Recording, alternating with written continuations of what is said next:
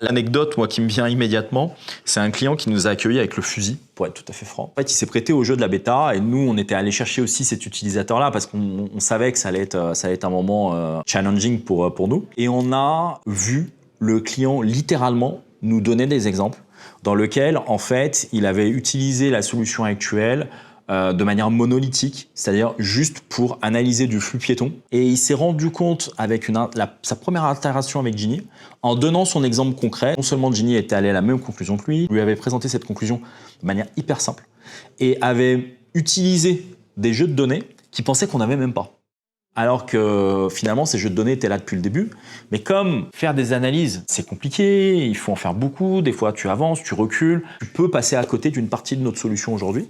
Et là, Ginny lui a donné vraiment accès à toute la largeur de ce qu'on est capable de faire. Tout de suite, on l'a vu se dire « Ah ouais, là, c'est beaucoup mieux pour moi en fait ». Nous, on est forcément galvanisés par ce type de retour.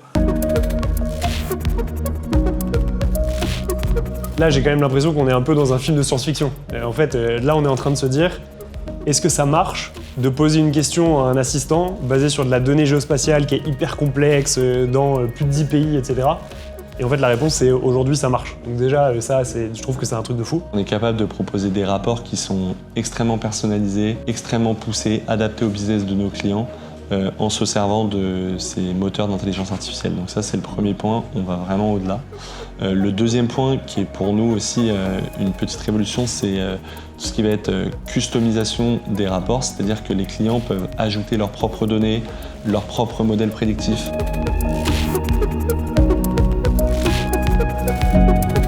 Aujourd'hui, avec l'équipe MyTraffic, on dévoile Ginny pour la première fois lors d'un événement au Franchise Expo. Une expérience client qui illustre un petit peu la puissance justement de cette combinaison entre l'IA et le conseil. On avait un client qui n'utilisait plus beaucoup la plateforme. Dans le workflow, on a deux possibilités pour pouvoir choisir quel est le meilleur site. Le premier, c'est de choisir moi-même quels sont mes critères de succès. Donc lui, il ne le savait pas trop. Le deuxième cas, c'est que ce soit l'IA qui automatiquement, donc aidé par notre préconfiguration, lui trouve les vecteurs de succès. C'est ça la puissance de Ginny, c'est qu'en fait, Ginny va déjà mettre dans les mains du client la meilleure solution qu'on sait pour répondre à ce cas d'usage-là, sans que le client ait besoin de lui-même cliquer, configurer, mélanger les données. C'est un client qui a maintenant envie de continuer avec nous. J'ai parlé beaucoup des workflows.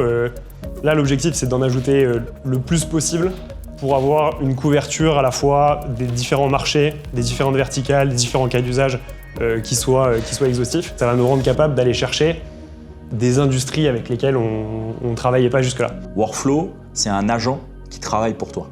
Donc, en fait, finalement, c'est lui qui te pose des questions, c'est lui qui te demande ce que tu veux faire, c'est lui qui bosse et c'est lui qui te donne le résultat, c'est toi qui te challenge et c'est lui qui, à la fin, s'adapte à ton challenge pour arriver au résultat qui va te permettre d'activer des actions.